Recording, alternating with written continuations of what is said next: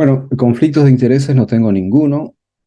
Y para empezar el tema, cuando uno revisa la parte de enterocolitis necrotizante, puede acudir a los libros tradicionales de neonatología, de pediatría general, y si se quiere hacer un poco más específico, vemos las redes, cómo maneja, por ejemplo, la Vermont y Oxford, vemos cómo maneja Estados Unidos en este tema de los estadiajes según la clasificación de Bell, ¿no? Que fue modificada el 86 por Klickman y Walsh. Y hay unas reglas básicas también, la regla de 2 de 3, es decir, un diagnóstico por exclusión. Se hace un descarte de patologías comunes en el neonato y si cumple dos o tres criterios de los adicionales, ya sean de imágenes o de laboratorio, puede uno llegar al diagnóstico.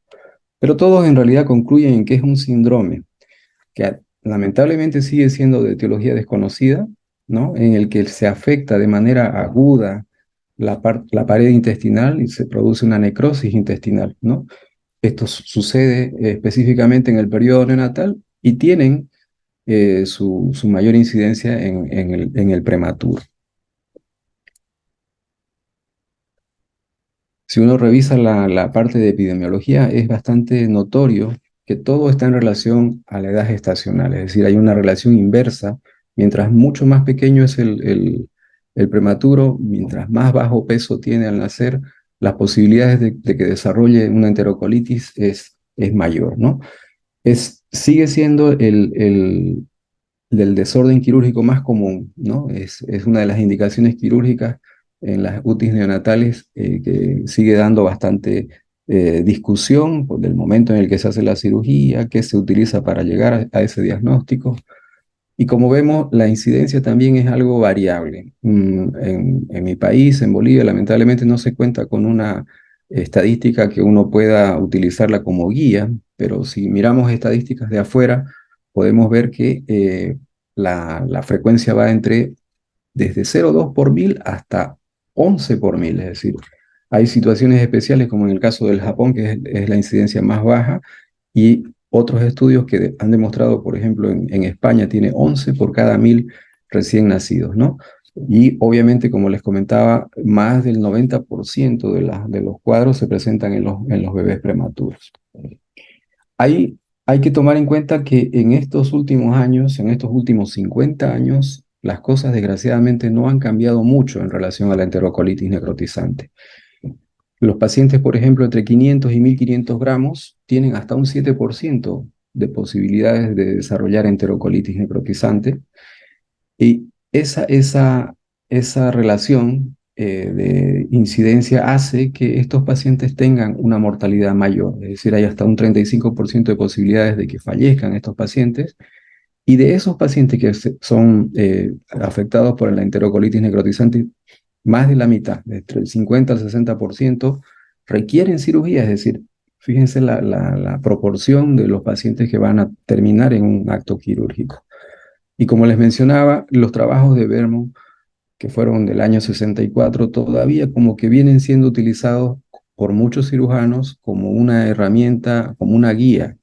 Y esto desgraciadamente tiene que de alguna forma cambiar porque hoy en día se viene demostrando que mientras más precozmente uno sepa en qué momento tiene que entrar a operar antes de que se perfore, el, el, el resultado va a ser mucho más favorable.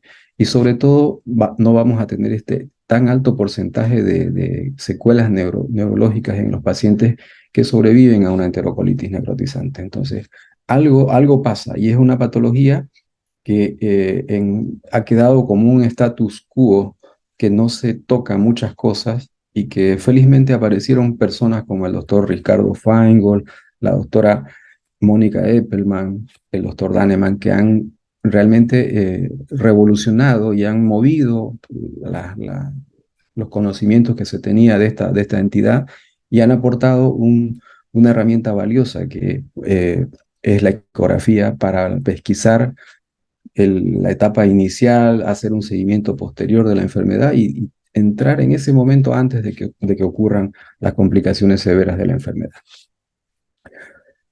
La enfermedad, desgraciadamente, sigue siendo desconocida, ¿no? Y cuando la enfermedad es desconocida, aparecen muchos factores. Hay una serie de factores que están considerados como probables causantes o que están asociados.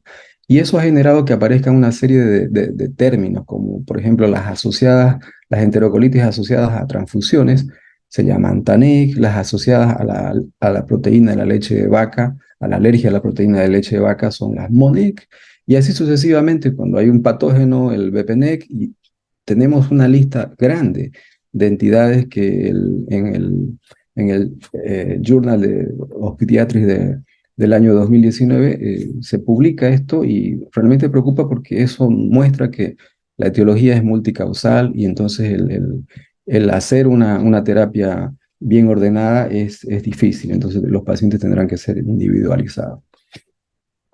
Ahí esta lista es el Good Check Neck que utilizan es una escala predictiva, ¿no? Que ayuda a cuantificar el riesgo de la enterocolitis. Y aquí tenemos todos estos factores predisponentes que tienen un odds rate que se le da una puntuación y obviamente uno tiene una posibilidad de tener una cercanía de quiénes van a desarrollar con más posibilidad, pero siguen siendo factores múltiples, entonces no podemos muchas veces atacar a tantos francos y tenemos que ver la posibilidad de que estas patologías se reduzcan a un camino más estrecho y tengamos mejores posibilidades de actuar de manera eficiente.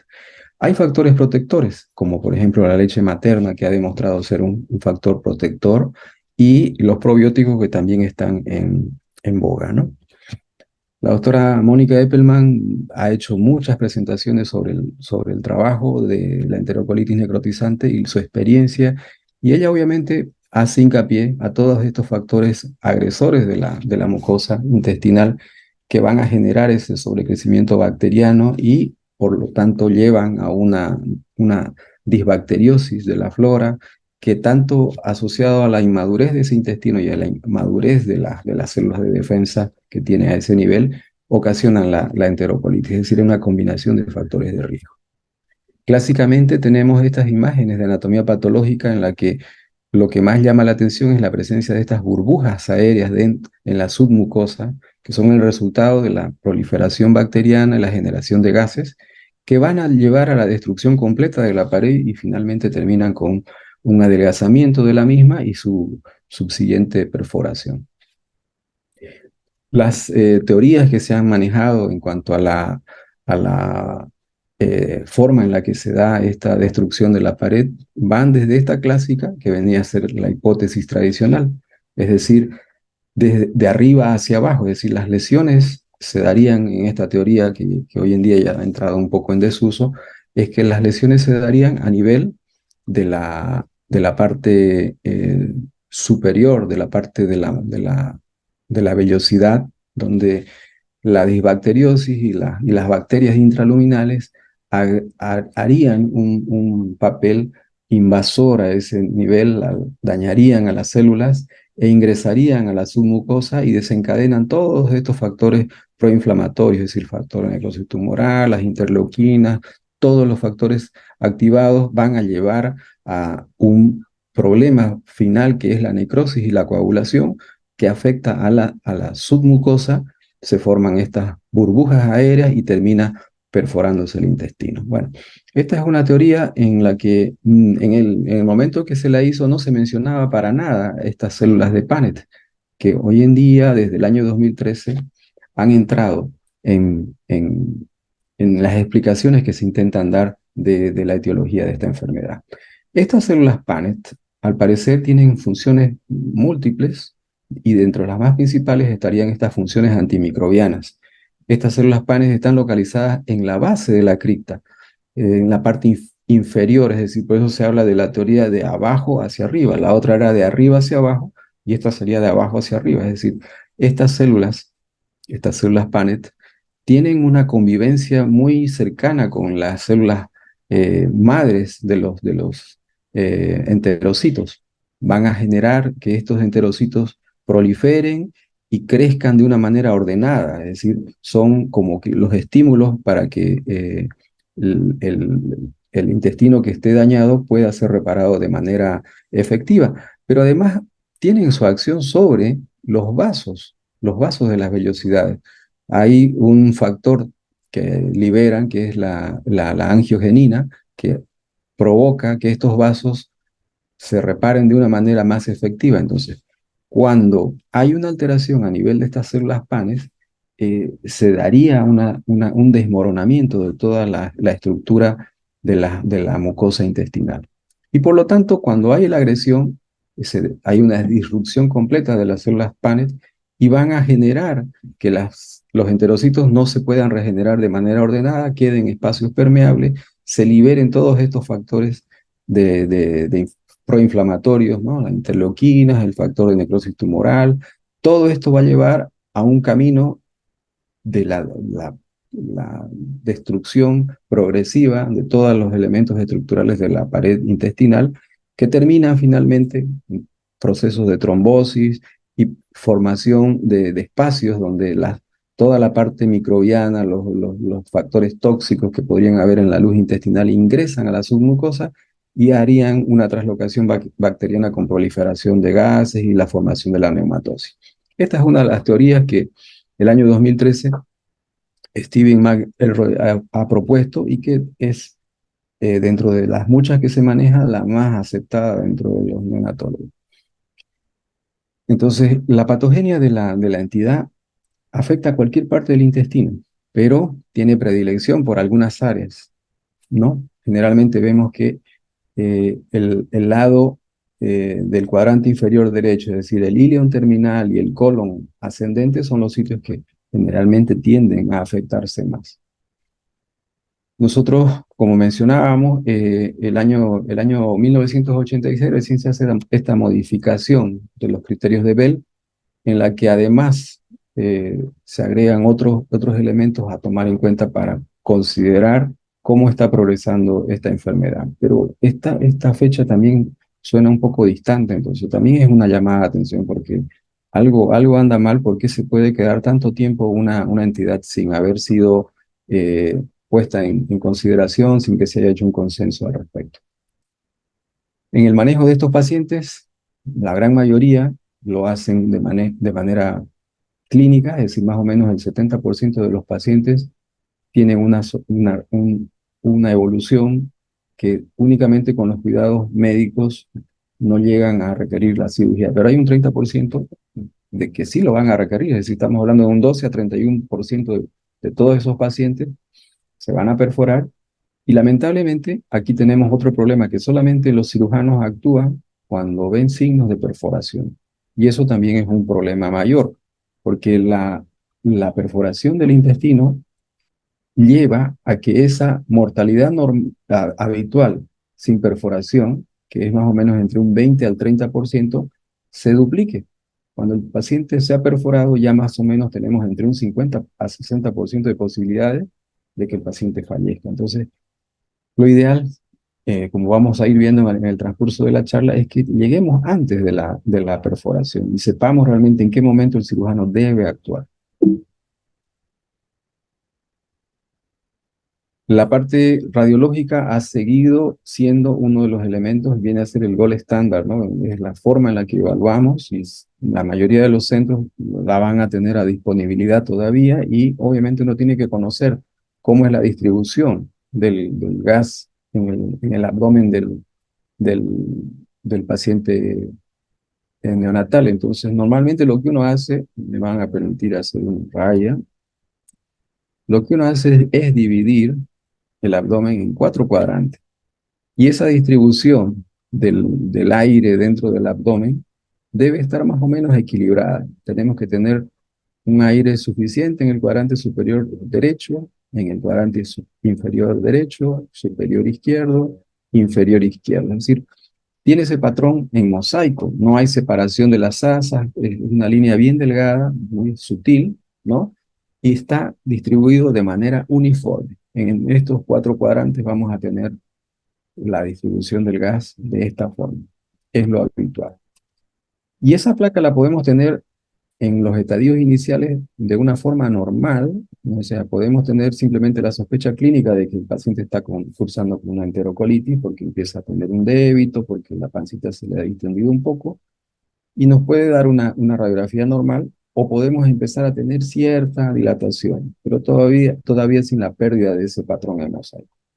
Esto es progresivo, entonces la radiografía clásicamente lo que ha mostrado es esa distensión gaseosa de las gasas intestinales, que se altera ese patrón de simetría que normalmente debería haber. Podemos encontrar ya en etapas más avanzadas la presencia de gas en el sistema venoso portal, que es algo en ciertas literaturas la mencionaban como algo ominoso, pero se ha visto que este hallazgo tampoco es tan así, ¿no? Y muchos pacientes que pueden tener ese signo eh, pueden simplemente ser manejados de manera médica, pero es algo que podemos encontrar. El que haya una asa fija también nos debe alertar, porque la presencia de una asa fija es que el intestino no se está moviendo de manera adecuada, ¿no? Y la separación entre las asas puede ser porque hay un engrosamiento de la pared o porque tenemos líquido, es decir, hay ascitis o hay una colección focal. El neumoperitoneo, me reitero, es el signo que los cirujanos van a utilizar como el único para hacer indicativo de una cirugía. A veces es difícil de encontrarlo. Y el neumoperitoneo puede ser muy pequeñito y no documentarse con una radiografía. Los signos entonces, tanto en la etapa inicial como en la etapa muy avanzada, son todos inespecíficos, ¿no? Entonces hay un problema ahí. Y un problema mayor es que nosotros estamos todavía basándonos en un trabajo de Verdon. Verdon hizo un trabajo del 54 al 64. Fueron 10 años en el que estudió a estos pacientes y sacó estos criterios, que son criterios que han sido de mucha utilidad, pero que al haber una mayor población de pacientes pediátricos neonatales de muy bajo peso, se han complejizado los manejos en las terapias intensivas, esto tiene que cambiar, porque hay cosas que tal vez no estamos haciendo bien porque la mortalidad sigue siendo alta. Fíjense, por ejemplo, que en la radiografía, todos estos que mencionábamos, la presencia de neumatosis, el gas en el sistema venoso portal, el neumoperitoneo o la ausencia de gas, son datos que vamos a buscar en la radiología, pero que muchas veces no los podemos visualizar de manera oportuna. Ya nos vamos a encontrar con etapas avanzadas de la enfermedad o son muy rápidas las progresiones que no permiten actuar de manera oportuna. Esa distribución anormal del aire, ¿no? Como les mencionaba, puede ser localizada, puede ser generalizada, ¿no? Podemos encontrar aire ya en etapas avanzadas a nivel de la pared, que es lo que generalmente nos han acostumbrado a mencionar como característico de la enterocolitis, es la neumatosis intestinal. Pero también hay otras patologías que, como veremos más adelante, pueden tener este hallazgo, pero habrá que tomar en cuenta todos los antecedentes, ¿no? Esa localización anormal del aire intestinal es un dato radiológico que lo hemos utilizado y sigue siendo válido para tomar una decisión. La, la parte del aire a nivel del sistema venoso portal como lo mencionaba en este artículo, es algo ominoso, pero en realidad la evidencia hoy en día muestra que no es tan así, ¿no? La neumatosis intestinal, por lo tanto, es un signo precoz, muchas veces, cuando es rápidamente progresiva, y habla de que la incidencia varía de un 19 a un 98%, es decir, ahí tenemos una incidencia muy variable, puede o no presentarse, fíjense que son extremos muy largos. Eh, esta presencia de la neumatosis intestinal es característica en algunos pacientes. Podemos ver cómo en la pared intestinal tenemos esta imagen radiolúcida que está totalmente bordeando la pared intestinal, dentro de realidad de la pared intestinal, y tenemos otra imagen radiolúcida que es la luz del intestino. En casos mucho más avanzados se puede dar la ruptura de alguna parte del intestino y encontrar este neumoperitoneo donde todas las asas se apelotonan al centro, ¿no? Y vamos a encontrar signos característicos como el signo de Rigler, que es aire dentro del intestino y por fuera, ¿no? O el signo este es el signo de Riedel, tenemos aire por fuera y aire dentro, ¿no? Entonces tenemos esta superposición de imágenes. Y por último podemos tener estas imágenes como el balón de jugador de balón de fútbol americano, ¿no? Que es decir, tenemos un hemoperitonieo y toda la parte de las asas se van hacia el centro y se nos hace visible esta imagen característica.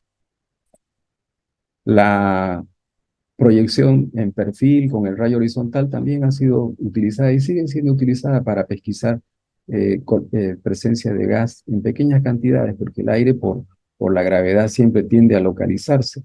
Y en estas situaciones hay que tomar en cuenta que a veces el técnico llega al servicio de terapia intensiva y tiene la orden de hacer un estudio de esta manera y muchas veces la enfermera lo tenía al paciente en una posición y para tomarle la posición en horizontal, lo moviliza inmediatamente y el gas obviamente lo tenemos muchas veces en una localización distinta y no siempre se la puede documentar. Entonces, es importante si se va a pedir el rayo horizontal, que el paciente no sea movilizado, ¿no?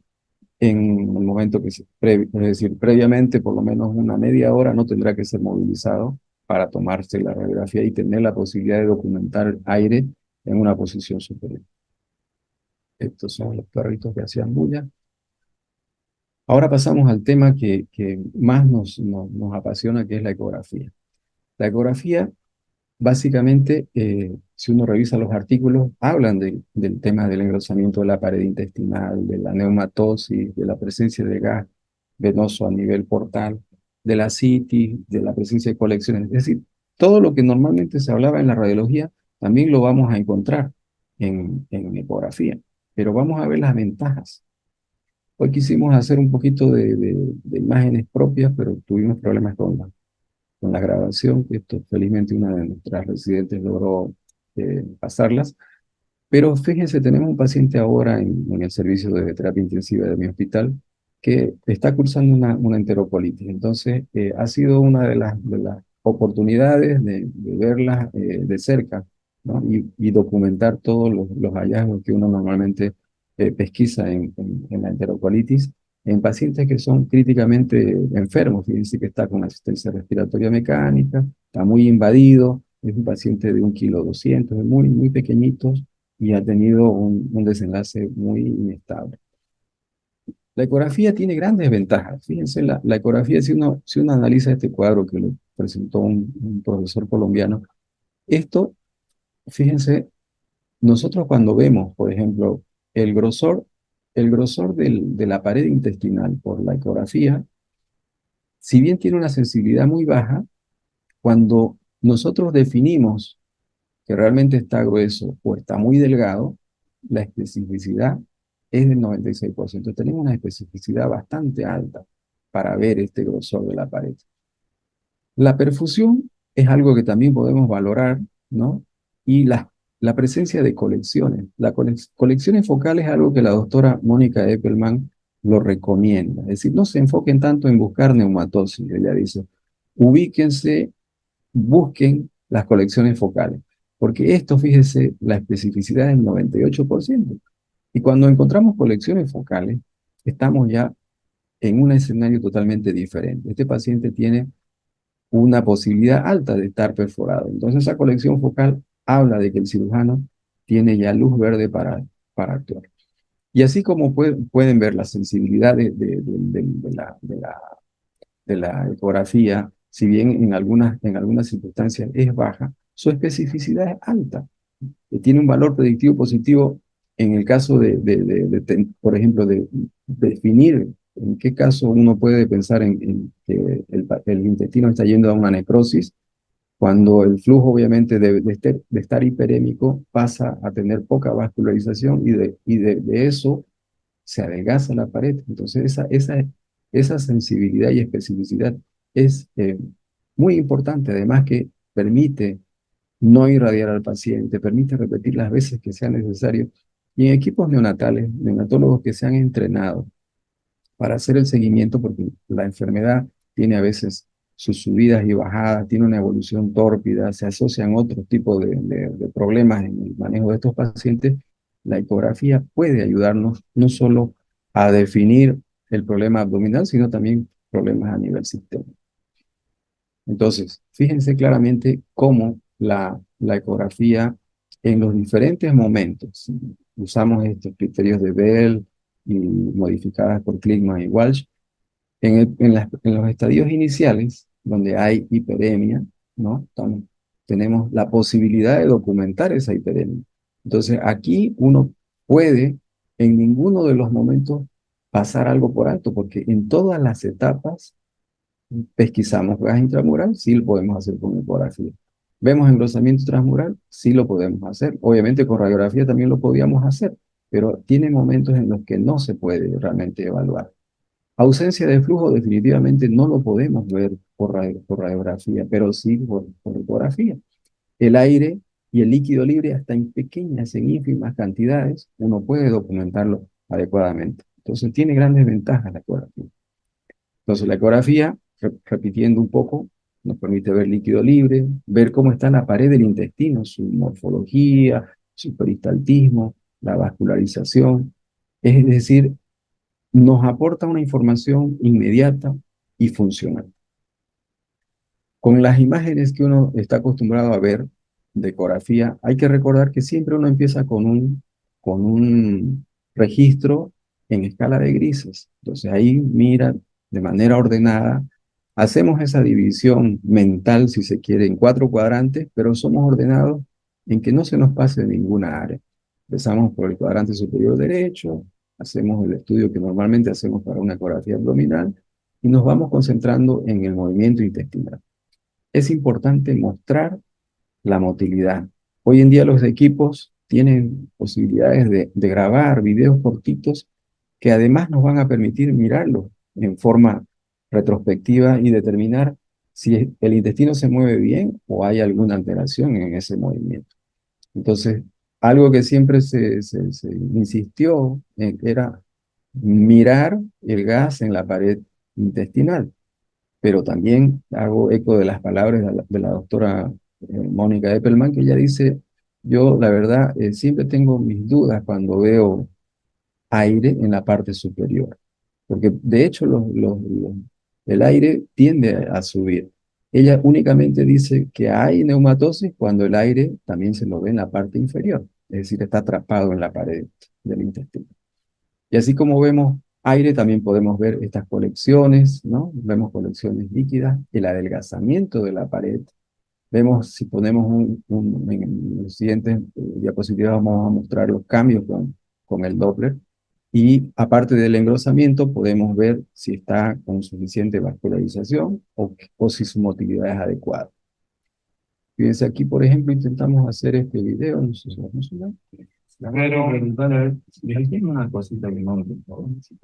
Ahora, este paciente era de ahora, ¿no? Intentamos ver cómo iba su evolución, ¿no? Y nos encontramos de que tiene una pequeña colección entre la vesícula y el hígado. Entonces, este es un paciente de hoy en la mañana, a las 7:41. Fíjense que aquí podemos ver claramente que la motilidad, cuando nos vamos y nos localizamos en el cuadrante inferior derecho, estas asas están bastante quietas, ¿no? Tenemos estas imágenes que nos altera ya, que nos da una señal de que Te comento que ha bajado en la distensión, estaba incluso está como en el hasta lado un poco violáceo el abdomen y bajó bastante. Entonces, este paciente está siendo seguido por el equipo de cirugía, que escuchaban es un cirujano en formación, que está a cargo del pacientito, entonces ellos van siguiendo los criterios clínicos, pero la ecografía demuestra con claridad, por ejemplo, esta es un área que está con buena motilidad, podemos ver las asas cómo se mueven, ¿no? Y si hubiera una colección, como vimos en este caso, tan pequeñas incluso como en esta diapositiva, pueden ser documentadas. Y a veces, incluso si uno tiene la suerte, puede realmente documentar la salida del aire desde una pared intestinal lastimada. Entonces acá lo que nos llamó la atención es que tiene la pequeña colección a nivel subhepático, entre la vesícula y ese apelotonamiento de asa que todavía el paciente está con una evolución inestable, ¿no? Y ahí claramente se puede ver cómo está Ahí sí esa está pared un poco. intestinal engrosada, tiene la neumatosis intestinal típica, ¿no?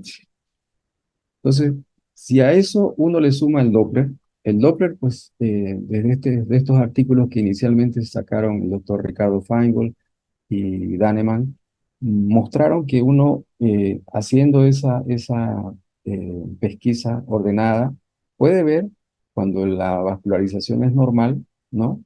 Y uno tiene que acostumbrarse a utilizarlo, porque hoy en día la mayoría de los ecógrafos tienen el Doppler color, el Doppler pulsado, el espectral, el Power Angio incluidos dentro de sus funciones.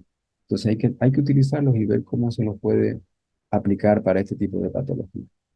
Este es un esquema muy didáctico que la doctora Eppelman lo muestra siempre y nos hace ver cómo es el flujo en una parte del intestino, una asa intestinal, en una sección transversal. Vemos que tiene un grosor de la pared, generalmente no debe superar los 3 milímetros, tiene un flujo que no es tan exagerado, pero que si hay una inflamación, como es el caso de la enterocolitis necrotizante, lo primero que va a suceder es que aumenta de espesor. Y además de aumentar del espesor, aumenta el flujo. Esta es la fase hiperémica, que son los estadios iniciales de la enfermedad. Esa fase puede tranquilamente pasar a una resolución sin pasar a la siguiente, o puede ir a una trombosis, a una alteración del flujo vascular y reducir el flujo.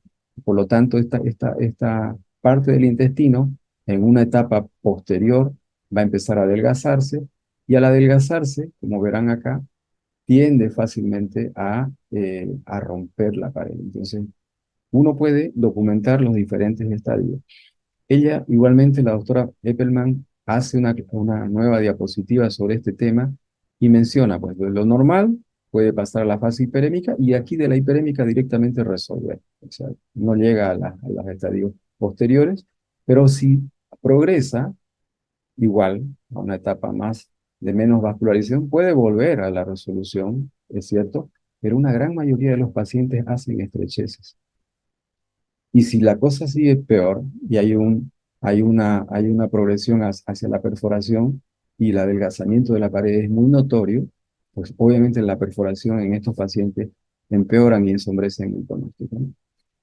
El Doppler, por lo tanto, debe ser conocido, uno debe aprender a reconocer, ¿no? Ver los patrones. Se han descrito estos tres clásicos patrones que son el patrón en anillo, donde vemos un flujo vascular circular, el patrón en Y, ¿no? Que son esta prominencia de los vasos mesentéricos, ¿no?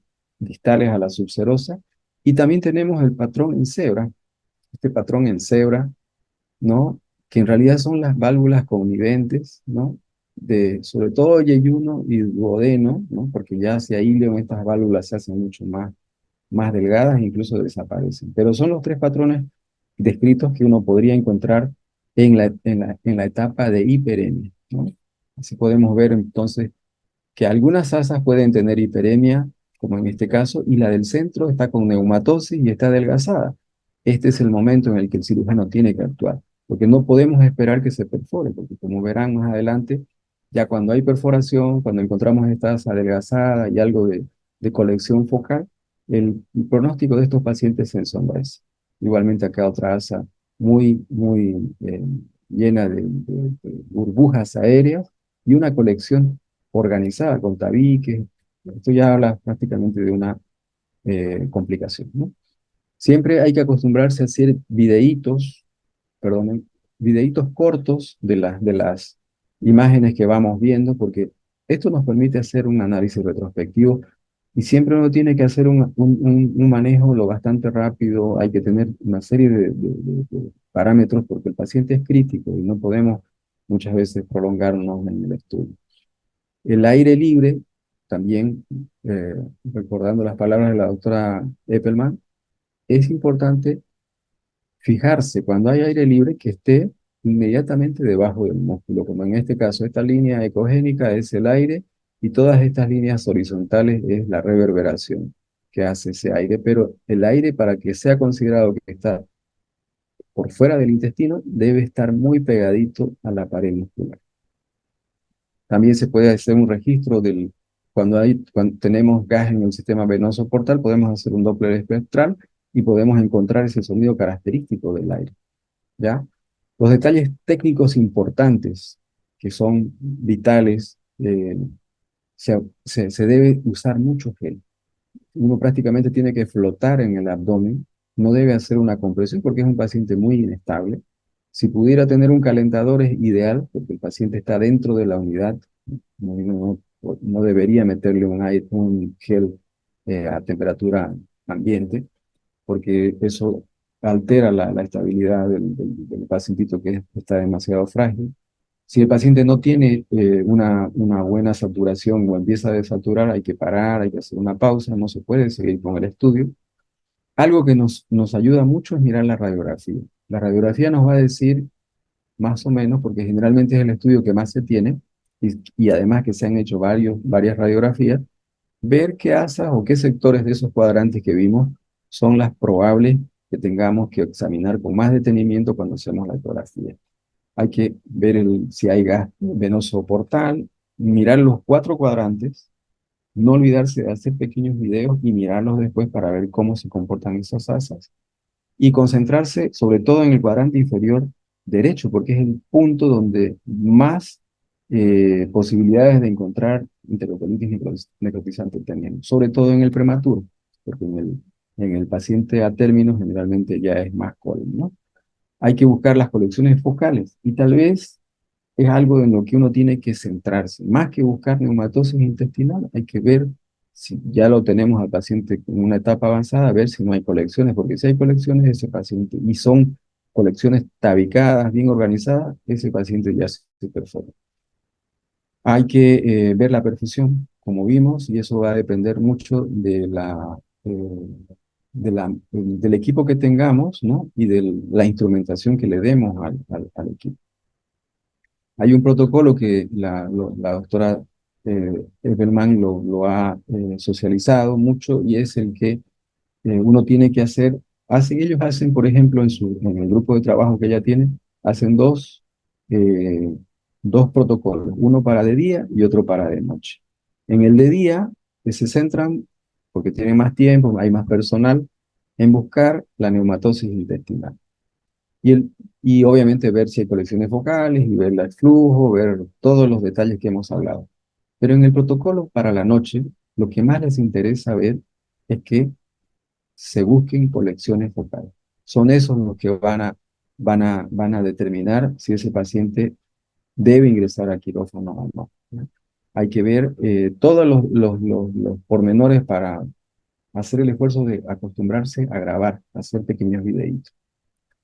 Como conclusiones finales, recordar que hay que mirar la radiografía. Es como la guía que nos va a permitir ordenar mentalmente por dónde vamos a comenzar o a dónde tenemos que enfocarnos con más dedicación.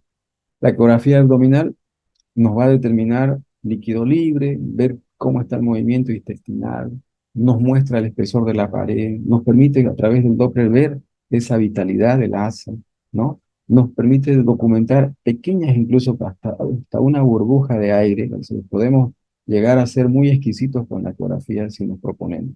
Es una herramienta demasiado útil y es inocua.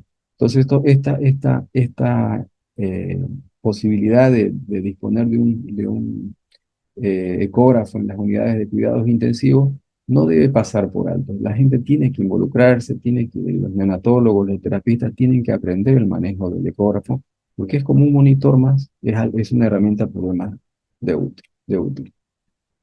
Muchos artículos, fíjense que en la gran mayoría la doctora Mónica Eppelman es una referencia mundial en este tema. Obviamente están el doctor Feingold, el doctor Daneman y una serie de estudiosos que felizmente están tratando de darle un giro a este status quo de la enfermedad que durante más de 50 años ha estado manejada de una forma en la que no se hace mucho y como que no se analizan las estadísticas tan altas que se tienen de morbilidad y de mortalidad. Por último, el rol del radiólogo, obviamente el radiólogo tiene un rol preponderante tanto en la etapa de sospecha de la enfermedad como en el momento en el que se ha documentado que hay la enfermedad, el seguimiento, el ver las complicaciones.